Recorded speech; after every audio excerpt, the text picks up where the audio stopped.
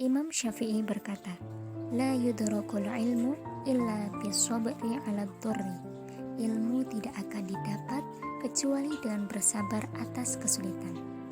Akhirnya COVID-19 secara signifikan memberikan impact di berbagai bidang, tidak terkecuali dalam bidang pendidikan. Adanya kebijakan belajar dari rumah terkadang membuat orang tua acap kali merasa kebingungan ketika mendampingi proses belajar anak. Di samping mereka juga memiliki tanggung jawab pekerjaan dan kesibukan lainnya. Hal-hal tersebut tak jarang memunculkan gesekan-gesekan antar keluarga yang pada akhirnya menjadikan hubungan kekeluargaan tidak harmonis. Konsep belajar anak pun menjadi tidak terkontrol secara baik. Al-Quran hadir sebagai cahaya di atas kegelapan, menjadi kitab sholih likulli zaman, selalu memberikan jawaban atas segala permasalahan.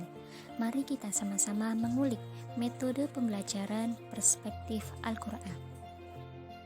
Sumber yang akan kita jadikan sebagai bahan adalah Quran Surat Ali Imran ayat 159, An-Nahl ayat 125, Al-A'raf ayat 176, Al-Alaq ayat 1-5, Ali Imran ayat 134, dan At-Taubah ayat 74.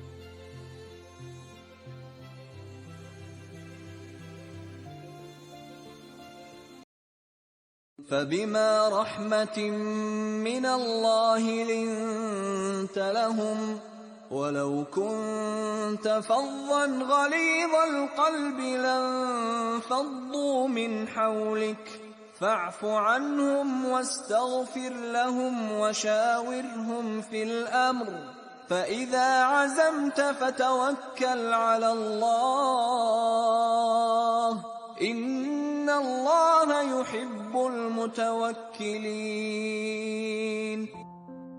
Ayat tersebut melukiskan kepribadian Nabi Muhammad SAW yang memiliki sifat lemah lembut, suka memaafkan orang lain, dan selalu bermusyawarah dalam hal apapun. Ayat ini mengandung metode keteladanan, yaitu memberi contoh langsung sebagaimana Rasulullah SAW menggunakan contoh langsung dalam mendidik para sahabat-sahabatnya. Contohnya ketika Rasul mengajarkan tata cara sholat. Shollu kama ra'aitumuni usolli. Sholatlah sebagaimana kalian melihatku sholat. Secara psikologis, anak adalah peniru yang ulung. Mereka cenderung menirukan tindakan maupun ucapan gurunya. Oleh karena itu, hendaknya seorang murabi menjadikan dirinya sebagai seorang teladan yang mampu mengarahkan anak didik ke jalan kebenaran. ادع إلى سبيل ربك بالحكمة والموعظة الحسنة وجادلهم بالتي هي أحسن إن ربك هو أعلم بمن ضل عن سبيله وهو أعلم بالمهتدين. Ayat ini mengandung pesan agar menyeru manusia kepada jalan Tuhannya dengan hikmah, pengajaran yang baik, dan berdebat dengan cara yang baik pula. Ayat ini mengandung 3 metode pendidikan. Pertama, bil hikmah, yaitu penyampaian dengan lemah lembut tapi juga tegas, disertai dalil ataupun argumen yang kuat. Contohnya, "Nak, kalau ketemu teman atau saudara senyum ya, karena dalam agama senyum itu ibadah, nak." Kita menyebutkan hadisnya, "Tabassumuka fi wajhi akhika laka shadaqah." Senyummu di hadapan saudaramu adalah sedekah bagimu. Kedua, metode mujadalah. Di ayat tadi ada kata jadilhum yang berasal dari kata jidal yang bermakna diskusi.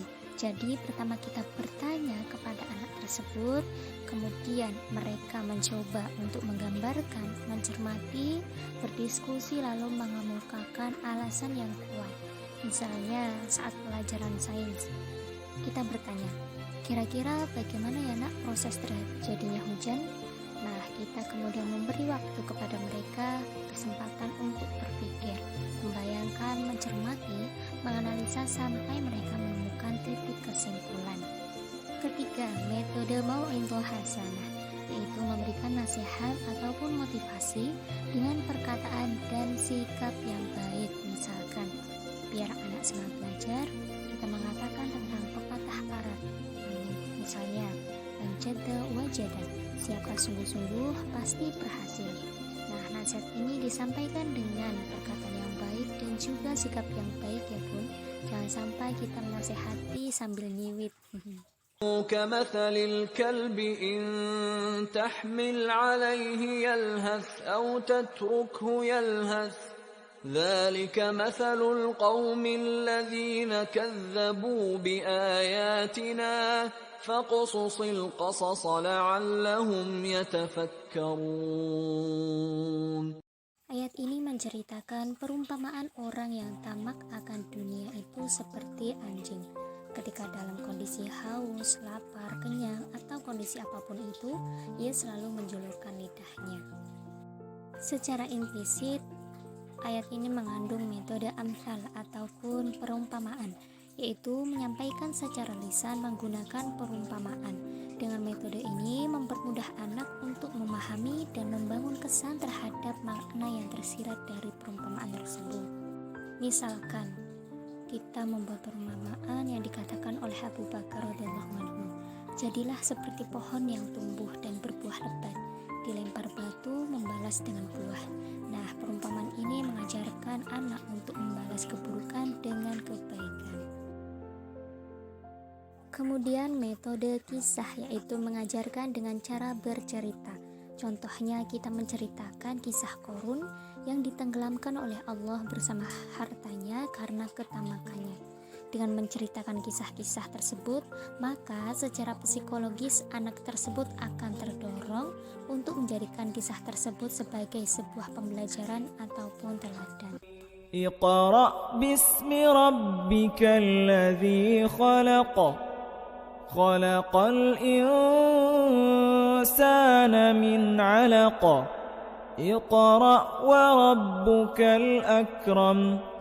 Alladzi 'allama bil qalam. 'Allamal insana ma lam ya'lam.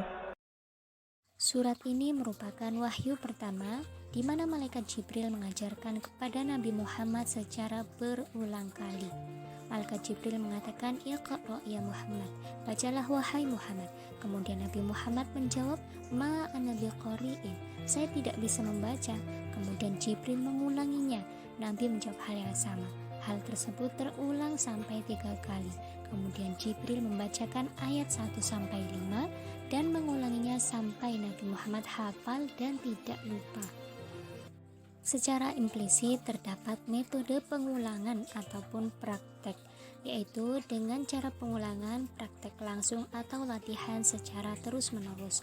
Misalkan kita memberikan latihan soal-soal, membacakan materi secara berulang kali sampai anak hafal dan tidak lupa.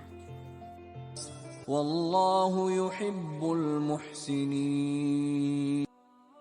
Ayat ini membawa pesan bahwasanya Allah mencintai orang yang mengerjakan kebaikan.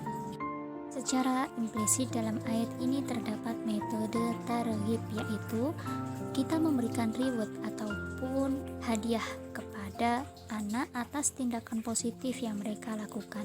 Misalkan kita memberikan benda kesukaannya, memberikan tiket liburan, kemudian ucapan pujian seperti "wah kamu hebat" ataupun acungan jempol dan lain sebagainya. Wa in yatawallaw yu'adzibhumullahu 'adzaban aliman fid dunya wal akhirah wa ma lahum fil ardi min waliyyin wala nasir. Ayat ini membawa pesan bahwasanya Allah akan mengazab orang yang berbuat dosa namun ia tidak mau bertobat. Dalam ayat ini terdapat metode tarhib, yaitu memberikan punishment ataupun ancaman agar memberikan efek jerah terhadap anak. Metode ini merupakan alternatif terakhir ketika sudah tidak ada lagi pilihan lain. Misalkan kita menyuruh anak minta maaf bila berbuat salah, kita memberi nasihat agar anak tidak melakukan kesalahan yang sama, ataupun memberikan materi tambahan, membuat karya ilmiah, ataupun apapun itu selama hal tersebut mendidik. Perlu digarisbawahi bahwasanya punishment ini diberikan dalam rangka kasih sayang, bukan karena kita ingin melampiaskan kebencian, bukan. Kita juga harus menyesuaikan umur dan memberikan alasan kenapa hukuman tersebut kita berikan. Oke, finish. Semoga bermanfaat. Mohon maaf lahir batin. I hope your learning process is more enjoyable.